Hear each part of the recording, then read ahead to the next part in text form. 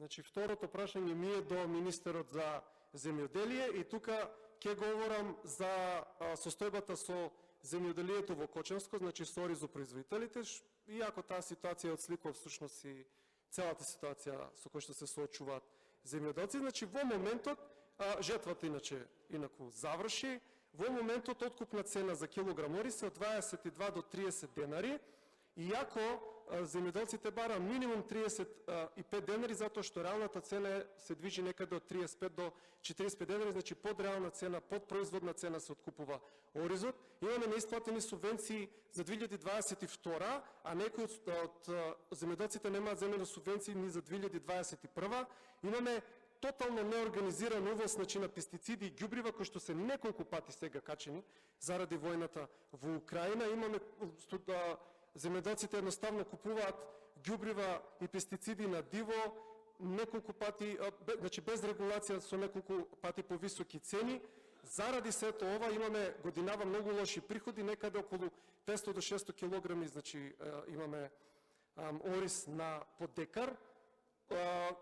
До нас се пожалија земјоделците дека нема никаква, апсолутно никаква комуникација со министерството. Секош кога има некој проблем, министерството само ги упатува на сајтот и тоа за нив е доволно. Регресот за нафтата, кој што реално треба да биде 5 литра на декар, е само литро и по на декар. И сега ќе зборам за еден многу специфичен проблем, а тој е проблемот со водостопанство, конкретно со подружницата Брегалница, значи од Кочани.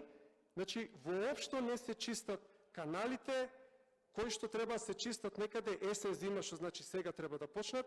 Ние ако воопшто стопанството се ги чисти некаде во април, што е предосна.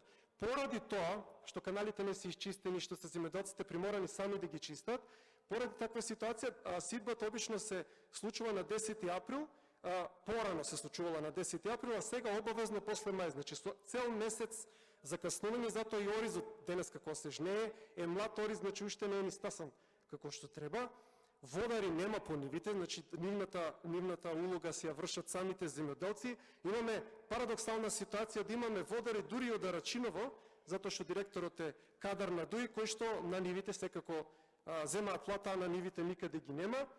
Сеидбениот план во минатото бил до 15 октомври, а сега редовно се прави во март-април, значи касниме со неколку месеци и затоа жетвата е тотално, значи и орањето е тотално неорганизирано. Заради ова, министри, добивте два протести, и тоа имавте протест на големиот празник 11 октомври и после скоро месец дена, отприлика околу месец дена на 13 ноември. Јас бев на првиот протест на 11 октомври, морам да кажам, од сите проблеми кои што ми ги кажа земјоделците, искрено имам поќе впечаток дека кај нас производството на храна е, кој што би требало да биде нешто суштинско за секоја држава, е повеќе како инцидент. Значи, тоа е еден вид на нуспојава, затоа што луѓето се интимно и со генерации врзани за земјата, па неќе да се откажат од земјоделието, иначе им е тотално неисплатливо, нема никаков план. Всушност, кај нас храна се произведува инцидентно. И заради тоа, значи, моето прашање до министерот е: зошто не сакате да се заложите за фер откупна цена на оризот и дали е тоа поради бизнис врските на владата и на власта со собствениците на откупните центри? И моето трето прашање е